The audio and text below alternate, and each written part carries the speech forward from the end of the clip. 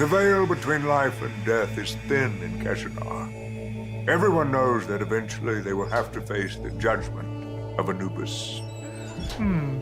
That's a new one. He better make his sleight of hand roll. Ra-Memnon and his people escaped the lightning-blasted Catharan Desert and its many dangers.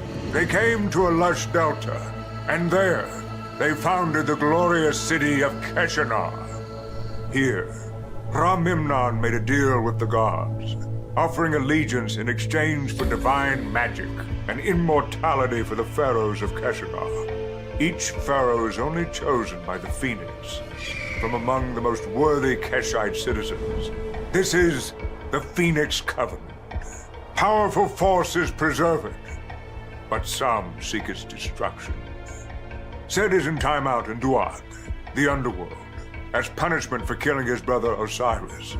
He is tasked with keeping the forces of Apep at bay, but Sed tires of his confinement. And his agents are always at work.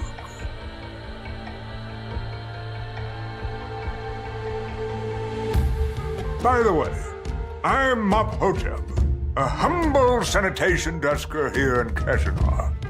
Somehow my soul got trapped in my skeletal body. Mind you, keeping Keshanar clean is a pretty cool job. I mean, look at the place! Flying obelisk, act out the lazy dreams of dead pharaohs, the temples, the monuments, the bathhouses. Oh, and the highly efficient sewer system. Just dump your refuse in the nearest troll hole, and the sewer creatures of the downtown will consume it for you. This place rocks! The scribes of Orthane have provided you with new spells, monsters, species, subclasses, and magic items to support your quest. The architects and builders of Taha created the entire city of Keshanar in 3D, in the Unreal Engine. 25 million square feet of city, with hundreds of unique buildings for players to explore out of game, and for DMs to show the players where they are in the city. Need a last-minute battle map? Just push a button to strip off the top of the buildings and export a VTT-ready image, complete with the grid. You can even adjust the lighting. Come to the kingdom of Keshanar, where ancient Egypt comes alive.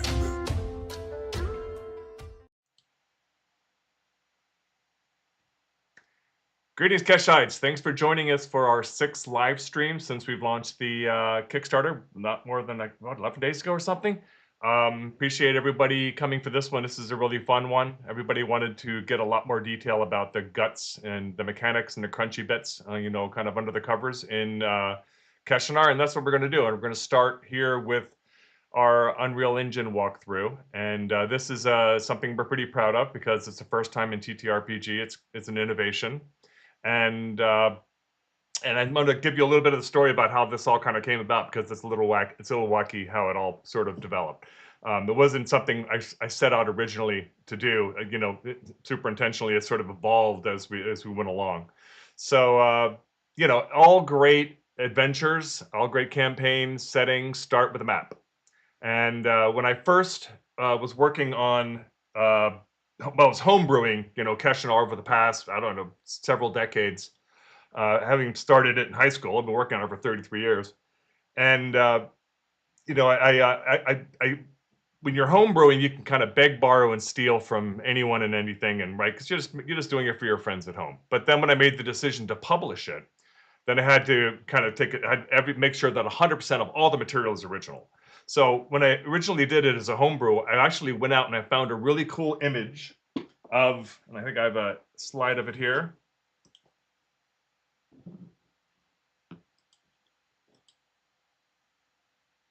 I'm going to jump back to that one in a minute. A really cool image of, this is actually Jerusalem. So it's a huge etching of Jerusalem that I basically took and I started photoshopping in the things I wanted. You know, I put some pyramids up there on the right and put some water there, so it roughly, like this could have been the Tefnut River, which is an analog for the Nile, right? And you know, it sort of worked. And then I put several hundred locations on there and described what they were and broke it up into sort of neighborhoods, which are the calderas, which you call calderas in Keshanar. And you know, and then that you know, worked for a long time. But then when I made the decision to actually publish it, then I had to come up with an original map. So I went out onto the different sites where I could find talented artists, and I found one in particular who basically what he talked me into, instead of just building a regular map, to consider doing it in 3D. And so, basically it would start like this. Oh, shoot, actually, I'm not showing it. Sorry, my bad. I got to transition over to here. Laptop display, transition. There you go. That's what I was trying to show you. Is that working now? You'll know in 10 seconds. So this is the map I was talking about. So I just took an existing map that I think it's actually public domain, which is an old map of Jerusalem, and then I put some pyramids in there and found other similar etchings of old maps and found boats and different things that sort of matched. And it was great. It worked for years when I was just homebrewing everything. But then when I made the decision to actually publish it, then we had to kind of get serious about it. So the first step was going to be just coming up with our own kind of own version of this. And the artist that I contacted, his name is Belly, he's in Hungary. He kind of sort of talked me into basically doing it in 3D. And, I'm a sucker for innovation. So I'm like, yeah, whatever, let's just build the whole thing in 3D. So I'd make little, top-down maps like this. This is Troll Town. And then he took it and he would lay it out in Blender, put some walls around it, and then kind of build the city, build the buildings, just boxes. And then texture them. I had a set of textures that he could wrap around them. So that was just the very beginning of a tiny little piece of what is Keshanar that we then for the next 4 years built out every building kind of meticulously to be exactly what we wanted. And this is sort of what it looked like as we were moving along there. That's the section you just saw, Troll Town. And then, we would go neighborhood by neighborhood and build it all out until the entire thing was basically finished. And then we threw some pyramids in the background and what have you. Now, after 4 years of going through this, somebody put the idea in my head, hey, what if we could actually walk around in it? I mean, built the whole thing in 3D. Why can't we walk around in it? And so I was like, yeah, no, let's do that. So we ported the 3D Blender model, which is huge, right? You can imagine looking at it, into the Unreal Engine. And it sort of worked, but not really because the sizing was wrong. So like all the buildings were too small. And this is where Mitch from Masterwork Studios came in. So he and I got together and he sort of convinced me that, we tried real hard to make it work, but it just was never going to work. So in order for us to be able to have it so that you can fly around the city and walk around and click on buildings and get information. What? You're talking. You're seeing the map. What? You're seeing the map still. There. Yeah, that's good. Okay, I'll transition back to me. I'm actually doing I'm self-directing here. There we go. Thanks. That's Nick, our director in the background there, telling me what to do so I don't mess it all up. Yeah, so he talked me into then, what if you just basically we had to start over? So in order to get all the benefit of being able to actually run around in this thing and not just have it as a way to get art pieces, kind of rotate it around, take a screenshot, throw some artistic stuff, environmental artistry in, like flocks of birds and sun and that kind of thing, then we would have to just basically throw it all away and start over. And it turns out that really wasn't a bad decision, because if you look at the old map, you can tell that it's more of a more like a medieval type of city and not an Egyptian one. And I'll show you why. I'm going to go back to my laptop here.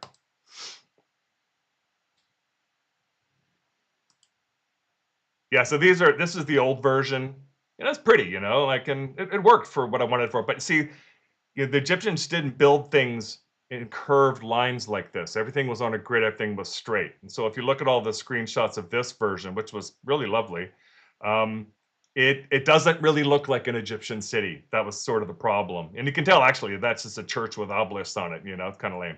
So we had to redesign all the major temples and buildings anyway, and having these circular streets that's just not how they did it, But you'll see that a lot of the features of the old original city actually carry forward into the Unreal design, and there's another version. So that's the old one, right? So then we put it on Unreal, and now we have an opportunity to kind of do it all from scratch, which we sort of needed to do anyway, because this is how the Egyptians built things, right? They built on grids. They built in straight lines. This is Luxor, trapezoids and squares and columns and beautiful sweeping, architecture like this. Temple of Edfu, Temple of Horus. Maybe actually, if it isn't, that Edfu is very similar. So then that's exactly what we did. So when we went about going through the redesign, we said, okay, well, we're going to redesign the temples because we have 33 different temples in the Unreal. I'm sorry, this is a long preamble. I haven't even gotten to the Unreal bit yet.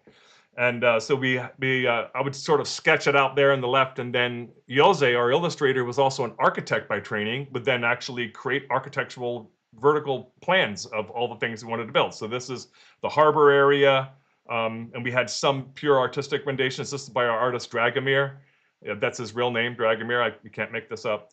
And then we would take these and we'd hand them to Masterworks Studio, and him and Mitch and his team, then they would, Miguel would, Miguel would put it into Blender, and he would design the entire structure in Blender, and then he'd pass it off to his brother Yas, who was kind of the Unreal expert, would place it, and I could go in there and I could move things around and tweak it myself. It's relatively simple to use at a very cursory level. Here's the Temple of Isis. You see this, and this is sort of a generic temple because we had to have a couple of generic ones. So the file size in the Unreal gets just way too big. And this is the Temple of Nu. It's designed to look like a ship, surrounded by water. Even the wall sections are very meticulously designed. This is the one that you'll see immediately. This is the Temple of Ra.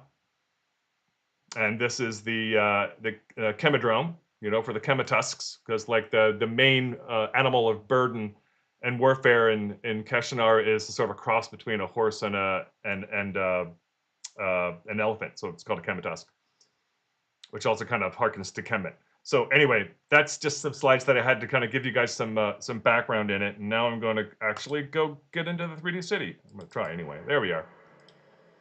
All right. So let's fly around a bit. Are you looking for questions? Do that for me if you don't mind. All right, so first I'm gonna fly out so you can kind of see it from the harbor. And it's a lot more spectacular than the old version. And it's huge. So I think this is 2.7 miles across. And like, it takes a long time if you just walk with your avatar all the way through the city. It's enormous. Just the city part here is something like 25 million square feet. And I don't know, Mitch, would it take us about a year really to kind of put it all back together, but and we were working full time on it, really, really hard on it. And there's lots of unique structures. So this is the great monument to Sekhmet, healer and destroyer, right? And she's guarding the necropolis. So this is the entrance to the necropolis. So the pharaohs decided quite a long time ago that they were going to limit the amount of stuff they could take with them into the afterlife, so every pharaoh doesn't try to drain the coffers of the empire every time. And so the amount of stuff that they can take with them is the length of one Mesektet, the solar bark, the solar barge, and which are 33 feet long. And so there's a lot of those in there. And instead of they used to like bury their tombs and try to hide them, but they would always get found and raided, and any amount of traps, eventually people would break into it. So they decided instead, Ras Skandari, one of the builder, who was like the builder pharaoh for Keshanar, he said, we're just going to build this huge fortress and we're going to put all of our stuff in there. And I want to make sure you guys are looking at this. Are they looking at the map? Yeah. Okay. And that way, we can have like a couple of entry points to guard, and it's just a much better way to go about it. Anyway, so that's that. And then over here and behind that, we have the Temple of Sekhmet. So that's her monument, and this is her temple. Now, most of the temples don't have the interiors yet. In fact, there's only one building that really has the interiors. So it's sort of empty shells on the inside. So that's something that we can expand out to into the future. Before we even do that, I think this file is like almost 7 gigs. Yeah, it's a big executable. So we're going to have to do some optimization. There's the Temple of Isis. This is the Chemish embassy from the north. And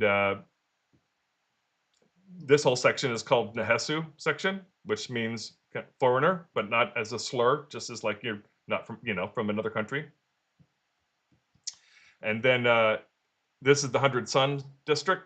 There's that temple I showed you before, which is the Temple of Nu, which is designed to look like a boat because Nu is the goddess of the void, and also is worshipped by sailors and travelers. Yeah, this is a really pretty temple. And then having this Unreal thing has served a lot of purposes for us. It's not just a really amazing player and DM aid right now, but it also creates endless opportunity for art. And so what we do is we take screenshots of various ones where we can adjust the sun, get the right angles, and of course, it works. It has the battle map feature too, which I'll show you next. And then we have Bella, who's the original artist. He's still working with us. He'll go back in and he'll paint over the entire thing so that it all matches and is kind of like. And that's how we do like some of the art in the setting book.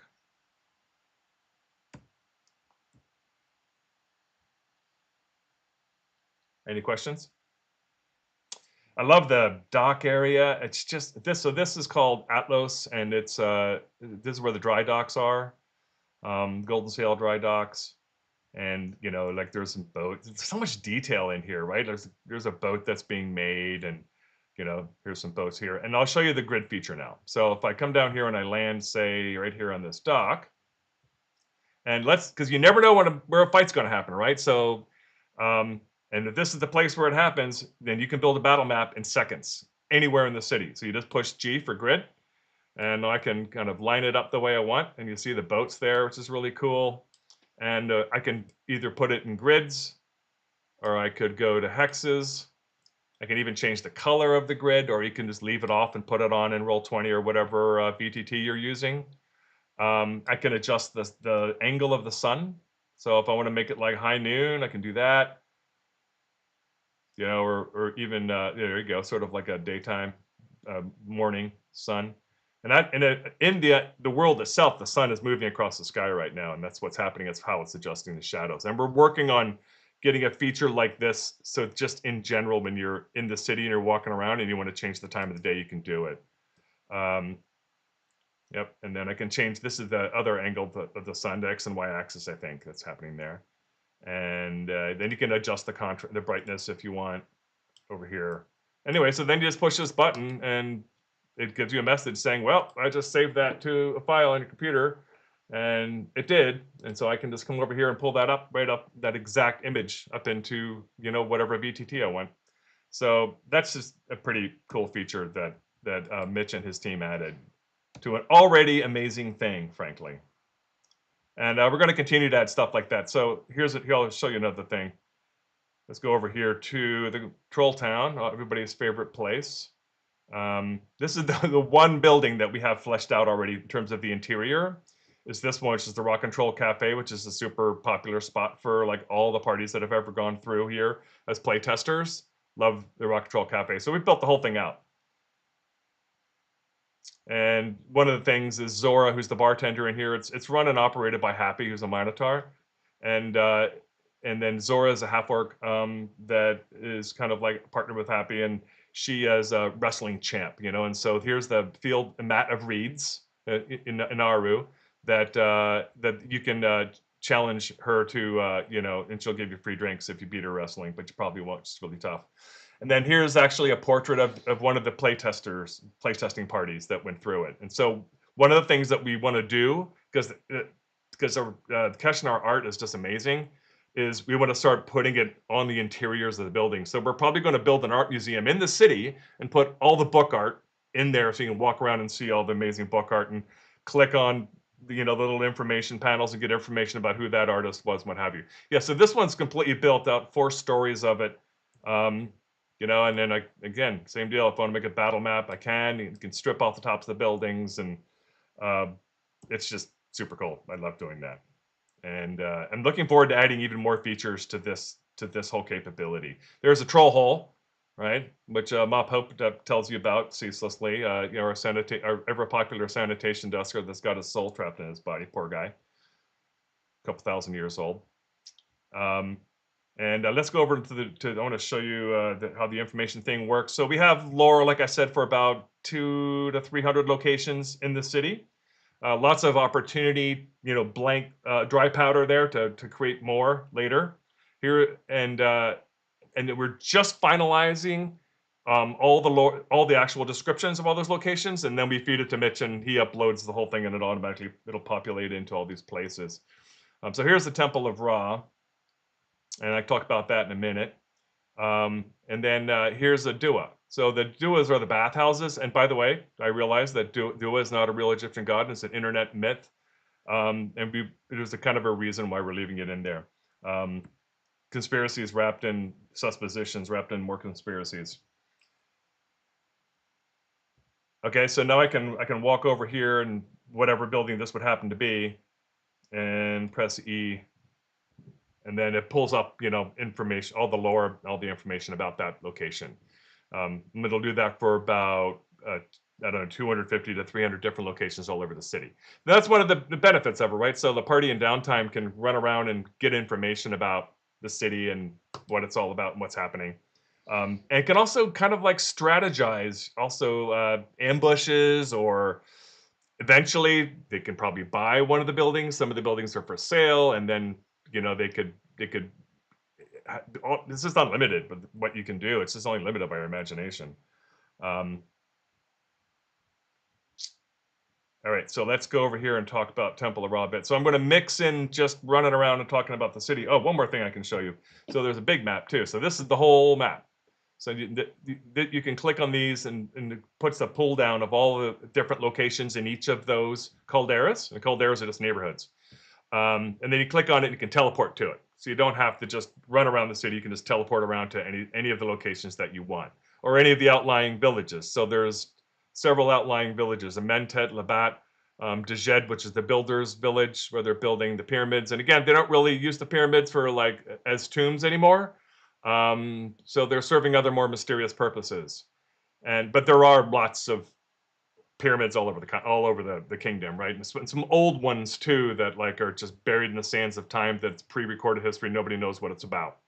Down in Luxandra, so that's site of future adventures. And then the agricultural village is here. But this is a nice overview of the whole thing. Like I said, I think this is like 2.7 miles, and Mitch can correct me on the chat if I'm wrong. The whole thing you're looking at is 55 million square feet, but the city itself is something like 20 million to 25 million square feet. It's just enormous. And honestly, we had to sort of stop because we're crazy, A, and B, the file size was getting so big, no one's going to be able to run it. So at some point here, we're going to have to do a huge optimization to get that file size down. Oh, I showed you that I did show you the temple of Shu there, kind of my beautiful sketchy drawing that looks like a 5-year-old made it, and then the beautiful elevation that Yelze, my architect, made. And here it is actually implemented. Getting those wing shapes was tricky in Blender. So shout out to Miguel. Miguel and Yas are probably watching. This was their life, for like 6 months, bringing this whole thing together, and I'm grateful to them for all the hard work they put into it. It's just kind of spectacular. So this is the Temple of Ra. I love how you can just fly around and see everything from different directions. And especially when you change the sun, it just can get really beautiful. Yes, trying to back up a little bit here. So in fact, if I did a grid, I might be able to maybe you have to land to do that. And that's the Temple of Bast, because she's the daughter of Ra, right? And that's Temple of Ra. And so that pillar, that radiant pillar, is, there's a lot of lore about this. But when Ra made the phoenix, Ra kind of appeared to Memnon and said, "Hey, come worship the gods again, the true gods, and get away from the worshiping the false, demonic, demons of Apep. I'll give you a better place to live. I'll lead you out of this desert, which is hard to get out of because of the dry lightning. There's basically continuous spider lightning happening, and they came here, and then they had to fight a war against it because it was just all occupied by demons, and they had to kind of push them all off into the sea. But then Ra created this pillar of light, appeared, a radiant pyre, and Memnon stepped into it, and for 3 days negotiated his covenant with the gods on behalf of all the Keshite people, and with Thoth as the amanuensis of Ra, basically writing down this contract on tablets of selenite using the blood of the phoenix, because Blood of the Phoenix is a liquid wish spell, and anything that you write with it, especially with the feather of the Phoenix, has the chance to bind reality itself and change reality.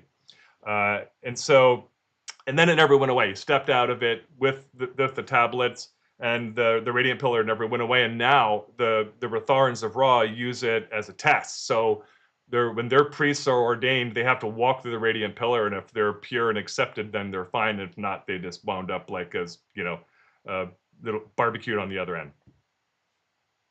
So let me go down here and try this. And do you have any questions?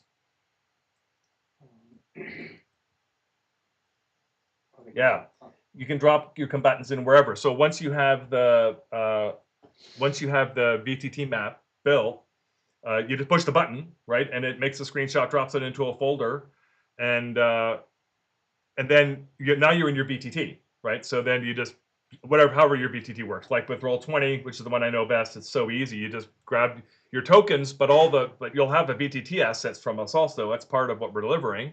So all the tokens, so all the monsters, all the original stuff that we're creating will be tokenized and be part of the VCC asset pack. And then you just drag it over, into your VTT, and you're good to go. Let's check and see if there's any more questions in here I can grab real quick. But please ask questions, guys. My favorite feature, man, that is so hard. I like playing with the sun and just continuing to make it like beautiful, and by changing the angle of the sun and then taking different screenshots of it. So if I push H, I can hide myself. So now I can just screenshot this, right? And and as a DM, it's really handy because I can just create all these visuals, for my party. And also, like, if I can tell them where they are and what's happening. So, for instance, okay, we're here in the commerce, commerce caldera, and you're at the Temple of Ra, and okay, you want to go where? You want to, and they'll ask, well, how far is it over to like the Temple of Sekhmet? Well, it's like that where that dot is, way over there. By the way, everybody always asks, that's the Temple of Ra, Ta, right? The kind of architect and builder of the universe. So his temple is an observatory that kind of matches the cosmos. There's lots of mysteries to be unraveled there, I assure you. Let me, one thing I wanted to do is play around with the light while I was over here at the Temple of Ra. Oh, and so then you can actually walk through the city and show them, the path that they take, which is really cool. So now I'm going to do a grid here, and then we're going to mess around with the lighting just for fun. And this is not a very exciting grid, it's just a street, but let's get like some evening light going. Well, that's really evening, but that thing sheds so much light, you can really see it all around. I'm gonna make it a little bit more than that. The sun's catching up as I do this. All right, there's like a sweet spot in here. My favorite lightings are the very, very brink of dawn, where the sun, just a piece of the sun, is peeking up over the horizon because everything gets purpley and violet. And then the sunset ones are really nice too. So let's see what that one looks like. Yeah, so you can see the sun's on much lower horizon angle there now. So that's kind of like my favorite pastime in here. It's just I like doing that, like messing around with the colors, all the different colors that change as the sun sets and rises, and it's just amazing. The sun's over the harbor there, the Cor Linthor Bay. So yeah, and then the lore for each of these temples, the 33 temples, or the 33 initial kind of spread of Egyptian deities that we've included in the setting book, is pretty extensive. There's probably 50 or 60 pages of the setting book dedicated to just the basic lore around the different deities, but all gameable, right? So it's not all just expository stuff. It's super gameable. For instance, like the Ratharans of Ra, they're super offended if you use any kind of time-telling device that isn't a sundial. It's considered sacrilegious. And there's entreaties built, and so like it's not just read a whole bunch of stuff about a god, which is cool, you know, because Egyptian deities are amazing, but we really try to make it all very actionable and gameable for the DM, so it doesn't feel like a giant history lesson, just to get a handle on what's going on in the world and what to do with it, right?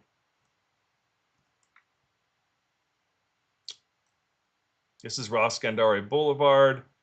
You know, I've been flying around, but you can imagine how long it takes if you're just walking around or even running. It would take a while to get to. I've never done it. I need to do it just so that I stop speculating and actually figure it out. How long it would take to get all the way to the other side. You know, and a lot of these buildings, we had to get creative, right? So there's we're a little bit limited in the textures we can use because that really jacks up the file size. But I think there's like 30 different or 40 different buildings like this, but they're sort of modular, so we can stack them. We can put them, you know, there's different ways you can just configure them to make them look like different kinds of buildings in order to save the file size. And even with that, you know, we're still at almost 7 gigs. So see, look at the lighting, it's really nice there on the Temple of Ptah. That is cool. Unreal is just sick. Oh, this thing is really nice at night, of course, because then you can see all this like stars in it. Here, let's make it night.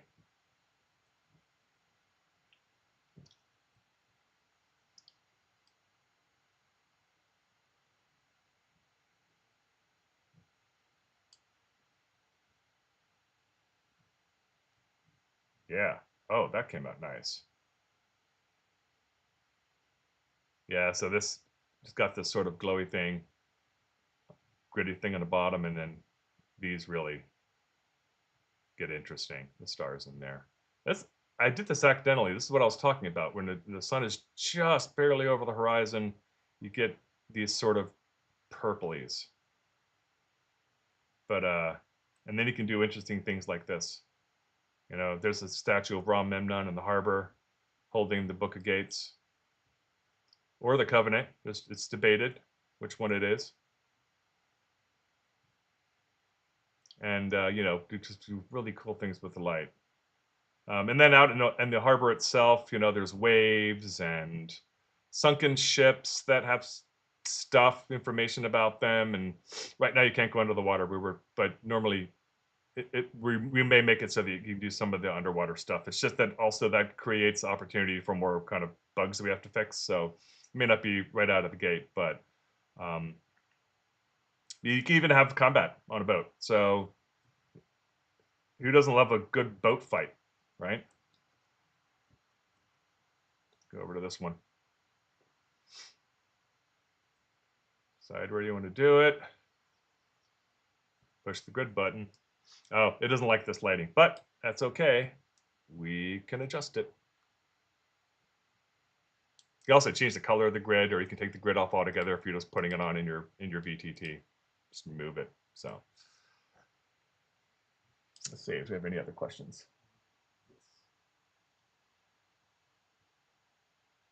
Yep, that's right about the magic. There isn't the only thing. It's a good question, Drake. The only thing that we have to finish is we have to put the lore in. After that, it'll be full beta, and we're gonna count on you guys to find all the ways to break it, and I'm sure you will. And I'm sure there are ways to break it. So, but I'm looking forward to that, and this will be probably our first deliverable, frankly, because we've been working on it for so long. Been writing too. We've got 700 pages written of just stuff. The setting book is about 90% complete, and the campaign was about 65% complete. But then we decided to change a bunch of stuff to make it better. And with my architect of adventure, Mark's Brothers, who is sort of like co-creator in that respect. So that knocked a couple of maybe 10 or 15% of completion off of that, but that's okay. The campaign is going to go quickly. That's why we gave ourselves a pretty aggressive delivery schedule. We're not starting from scratch here, right? We've been working on this professionally for 4 years, and like this goes to show it, right? So where do you go from here? I'm going to actually jump out of this just for a second and show you some of the other things that we've done as a result of this. Go back to my camera. Good? Yeah. So we built this map first just off the scribbly chicken scratch that I did. And then Jose, the architect illustrator, went in and built a giant, like the file size on this map is it's like the actual real size of it is something like 6 feet by 4 feet. Rendition of this whole thing. But you'll notice, like, if you're low at the city and you're looking at it, you can only see the front row of buildings because the perspective blocks you from really seeing everything. So basically what we did is we took like a pipe, cut it in half, a huge pipe, and then we laid the buildings out on the interior of the pipe. So to the extent possible, it spreads it in such a way as you can actually see kind of what's behind one building or another, so that then we could go back and create a huge 2D version of this 3D city, because you kind of need both, right? So here it is. This is the cloth map that's part of the Kickstarter. Try to get the glare of the studio lights here off of it, but you know, you can see that, and I'll go back to it here in a second, but it's designed in such a way as you can see almost the whole city, right? And you can see the stuff that's behind it, whereas there is no angle where this is really is feasible. It's because it's designed so that it's, you know, in half of a pipe, sort of like it's curved, right? And then every single thing on here that you see in this map is hand drawn again from the Unreal 3D, which took Jose and I like must have been a year just to do this, on and off, you know, in addition to all the other projects that we do. So that's the cloth map, plus you get a printed version of it and you get the digital version of it. Okay. Ready for some questions? Yeah, so we're envisioning that the players, Dr. Feargood, we are envisioning that the players will have access to this. And I think that for the players' purposes, it's, hey, you know, we get to walk around the city during downtime, you know, between games and learn all about the city, and a way to really pull them in. So, and then as we continue to add functionality, like maybe we can drop some NPCs in strategic places. We're definitely going to have like fun Easter eggs in the hieroglyphics of the various things. Oh, like the Pillars of Memnon. Actually, they're not on here right now, but Mitch, I'm reminding you, get the Pillars of Memnon on here. So the flying pillars that you see in the art, so the flying obelisks is basically every time a pharaoh, you know, ascends or goes down into Duat, take their final test, and ultimately ascends, one of these obelisks just sort of launches out of the palace, and Ra Memnon's was the first. And it's basically everything that pharaoh wants to be their legacy, right? And they also sing. And this is a kind of an homage to the actual Pillars of Memnon, which are two giant statues, the largest statues ever moved by the human race. In the 80%, 85% sure that's true, but I'm going to fact check myself. But these statues are enormous, and they're at the tomb of Amenhotep III. And then during the Ptolemaic period in Egypt, they saw some of the hieroglyphics on there that looked like the writing they would use to describe the hero Memnon, who was an Ethiopian king. And so then they just sort of became called the Pillars of Memnon, right? And the singing is because one of them had they had some cracks and some restoration that's been done over the years, but one of them had like certain cracks in it so that when the wind hit it a certain way, it would actually create a note and it would sing. So the Pillars of Memnon, they do that. So they each have a couple of different notes on one of each of their four sides that are sort of like blowing over a Coke bottle. And when they catch the wind just the right way, they can make notes. And when then they join together and they sort of like, you know, make an orchestra, you know, and so they tend to like gravitate to where things are windiest, and it seemed to sort of serve their own purposes, but from time to time, they also do things that seem to have a lot more intention. So it's a fun plot device for the DM. And then there will be maybe one of the things we can do is have all the pillars of all the, or a spattering of all the pharaohs of the past, and you could go up and the information you get out of that is who that pharaoh was and kind of what they accomplished. That would be fun. All right, spinning globe. Yeah, we covered that. Oh, one thing I did want to show you guys, just because the level of our geekery is not, it's actually worse than you imagine, meaning better, I hope. So I'm going to go back to the laptop display now. Is that right? Okay.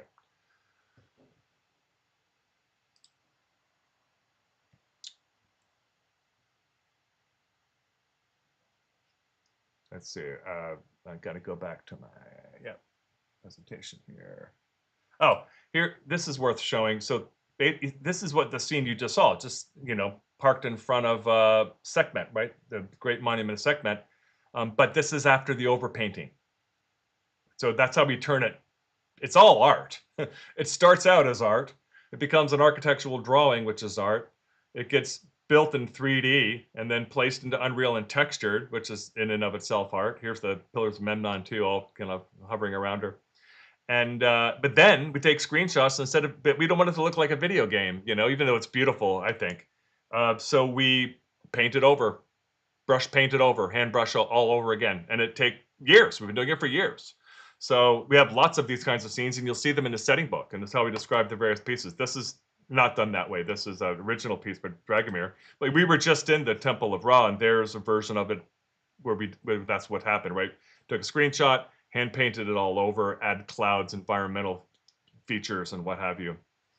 Oh, and then one of the things that we'll be providing is a sort of smaller map on paper that has like major locations of things, just as a sort of a handy guide. Like this is what you might hand a tourist, right? Get around the city.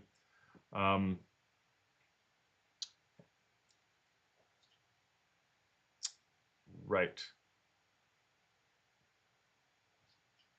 Say, let's just talk. In the chat. Oh. Various temples. I live somewhere on the building.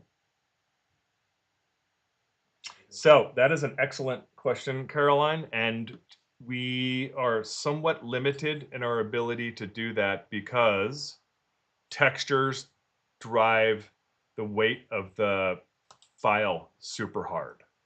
So we sort of had to pick some textures that are relatively generic that we could use kind of again and again.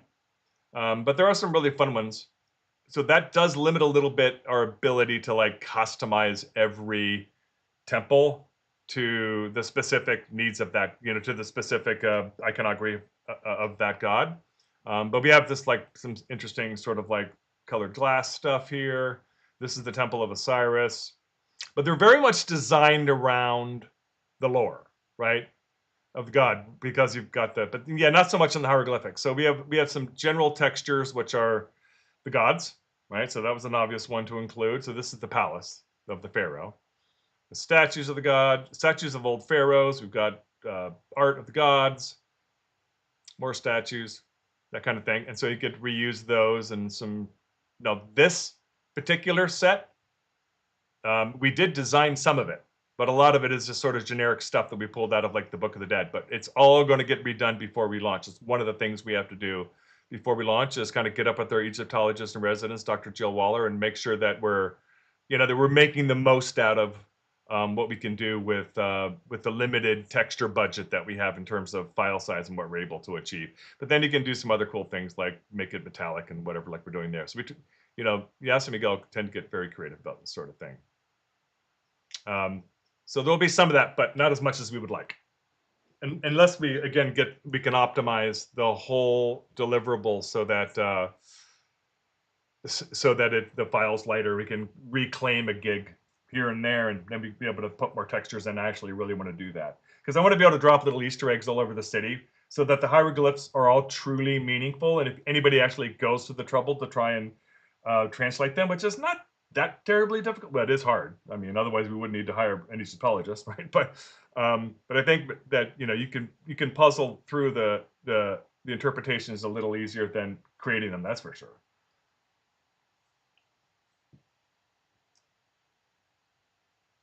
Any other interesting questions that you saw, Nick? I think we're good to wrap. I'm really excited. Yeah. Thanks everybody for coming. It was, super fun to show this.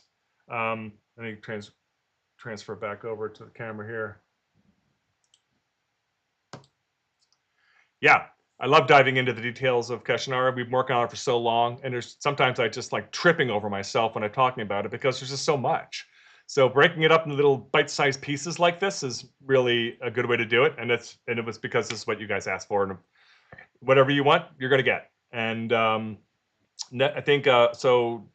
Wednesday, the next live stream, we are going to be talking about what? What? Are we out at cons and stuff? I can't hear you. Say it again. Are we out at cons and stuff? Like RavenCon and are we going to those and not doing a live stream this week? No, we are doing it on We Wednesday. are doing it Wednesday. On Wednesday, yeah, because we don't leave till Thursday.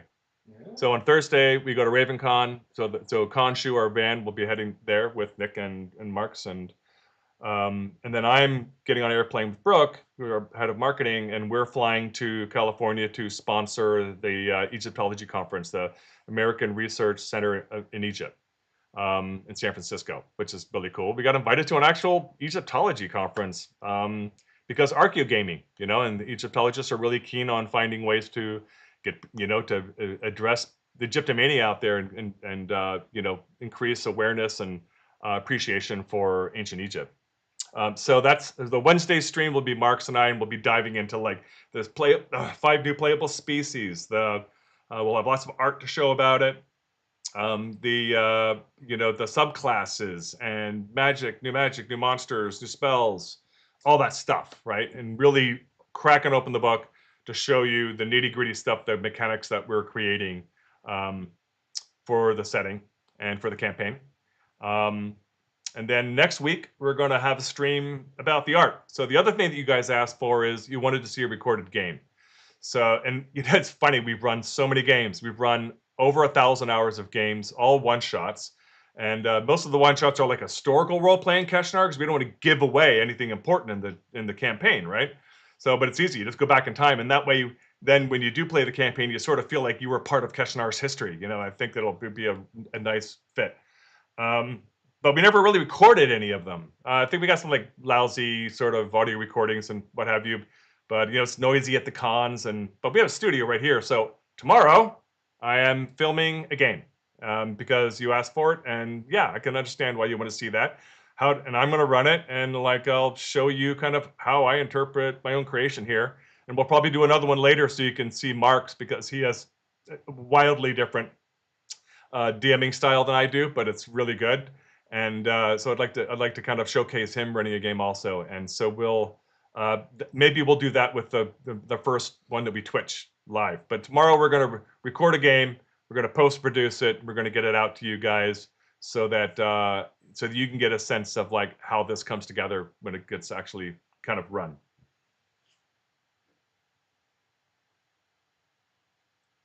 Got that. Oh, what time tomorrow? No, it'll be Wednesday, 7 o'clock. The game is going to be, we're going to record it and we're going to post-produce it. But the next live stream will be Wednesday at 7. Same raw time, same raw channel. All right. No, not live tomorrow. Yep.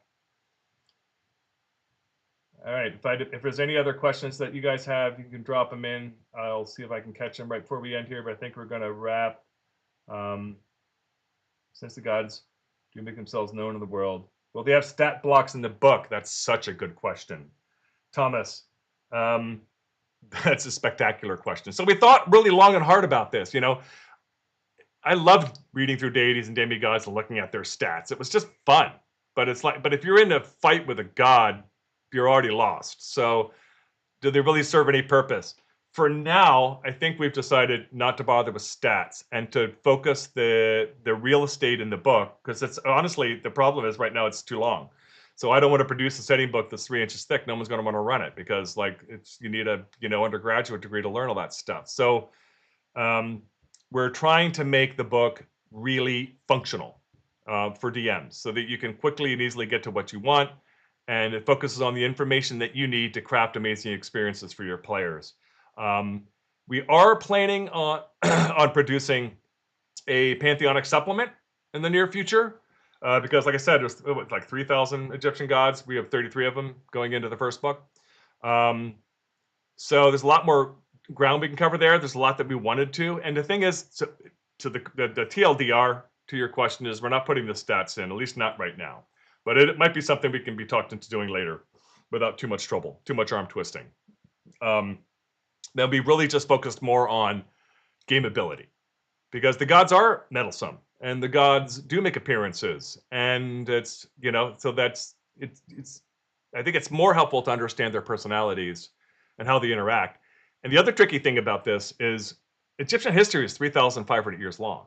So gods came in and out of favor and disappeared altogether and got merged with, other gods to become a single god. And so, like, there was a lot of ebb and change over those centuries. And so we've just sort of had to pick our own way through that to find some of the most interesting elements that we like, that will make for, support the story and the lore behind Orthain. Oh, I know the other thing I wanted to show you guys. I wanted to show you, and I think I can do this before we wrap, because this is really cool. I'm going to exit here, and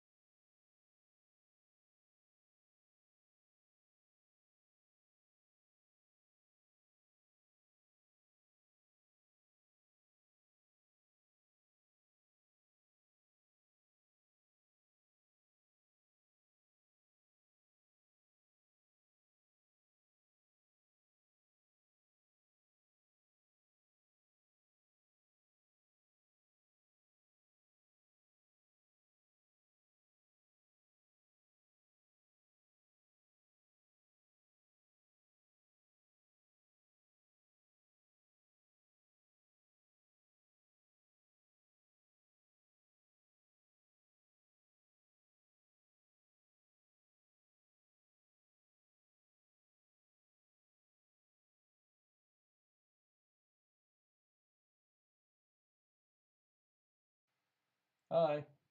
better? Yep. Cool. Way to go. So this is the planet Orthain that Keshanar exists on. And we built the whole planet in 3D. And we did it by cloning satellite photography of the Earth to create basically the planet that we like. We're having this reviewed by geologists to make sure, like, there's nothing completely unreasonable, like rivers flowing in the wrong direction and that kind of thing. Um, got your polar ice caps, and all the action happens right here. Right, so this is the Kingdom of Keshanar right here. And there's the tribes of Albatanu on the left, and Ruenjit. This is the Baskaria with pirates, kind of like pirate sea captain, quasi totalitarian thing with shared responsibility. I don't know. And then Kenzin up here to the north, they worship the Golden Lord, basically the dollar.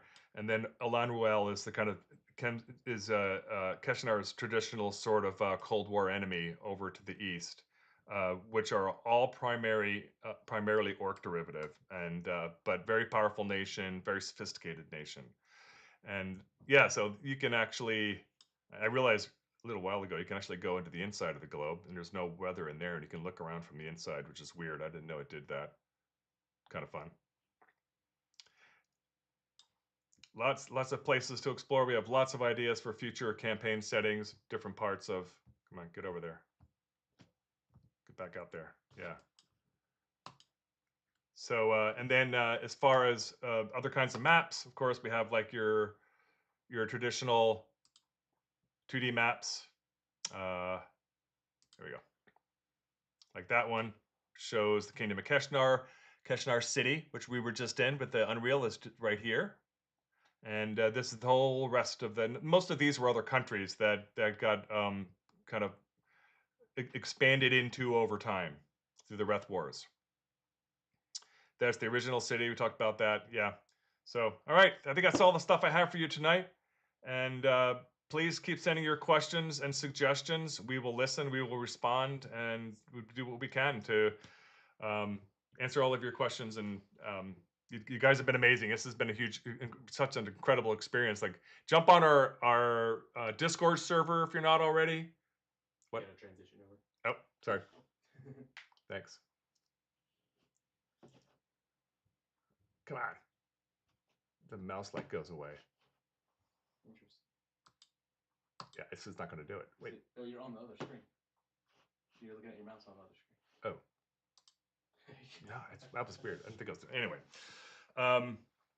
Yeah, so Discord server, that's where the most frothy conversation, we're happening at the intersection of TTRPG and ancient Egyptian culture and art and architecture and theology.